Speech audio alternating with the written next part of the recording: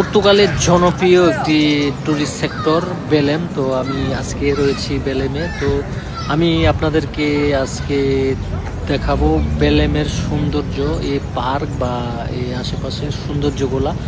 তো এই বেলেম হচ্ছে পুরো পর্তুগালের একটি জনপ্রিয় একটি ট্যুরিস্ট সেক্টর। এখানে প্রতি বছর লক্ষ লক্ষ ট্যুরিস্ট এসে থাকে।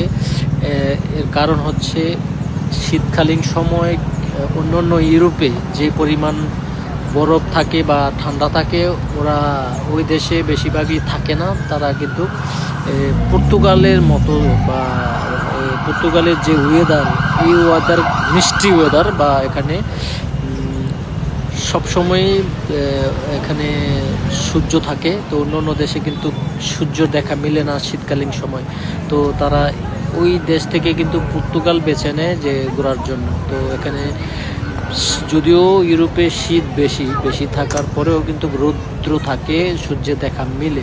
তো এই সুন্দর ওয়েদারের কারণে কিন্তু পর্তুগালে সব থেকে বেশি ট্যুরিস্ট এসে থাকে অন্যান্য ইউরোপ থেকে। তো অন্যান্য ইউরোপ অনেক সুন্দর রয়েছে, শুধু একমাত্র ওয়েদার ভালো থাকার কারণে এখানে পর্তুগালের যে এই বেলেমে লক্ষ লক্ষ মানুষ এখানে ভিড় করে। তো মূলত হচ্ছে ওইখানে সূর্য দেখা মিলে না শীতকালীন সময়। এখানে কিন্তু ওয়েদার খুবই ভালো। তো ইউরোপের মধ্যে ভালো ওয়েদার কিন্তু পর্তুগালকেই বেছে নিতে পারে।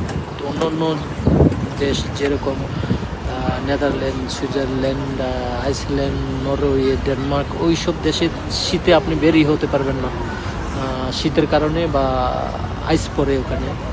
তো এই কারণে শীতকালীন সময় ওখানে কাজ করা বা টিকে থাকা অনেক মুশকিল হয়ে যায়। তো পর্তুগালে এই মিষ্টি ওয়েদারে কিন্তু এখানে বেড়াতে আসে বা অনেক লক্ষ লক্ষ টুরিস্ট এখানে ঘুরতে আসে। তো দেখতে পাচ্ছেন যে আজকের এই বেলেমের পার্কটা আমি তুলে ধরলাম, যে এখানে অপূর্ব সুন্দর এবং রৌদ্র জগজগে সূর্যের আলো। তো এই মিষ্টি ওয়েদার এইগুলাই কিন্তু মানুষের মন মুগ্ধ করে। আসলে আমরা কিন্তু এই পরিবেশে এসে বসে থাকতে পছন্দ করি, বা অনেক টুরিস্টরা এই ওয়েদারই পছন্দ করে, যা এই ওয়েদারটা শীতকালীন সময় অন্যান্য দেশে থাকে না।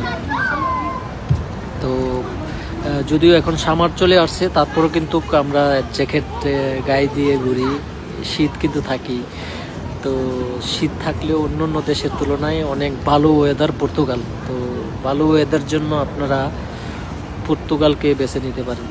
তো দেখতে থাকুন আজকের ভিডিও। ভালো লাগলে একটা লাইক, কমেন্ট, শেয়ার করবেন। ধন্যবাদ সবাইকে।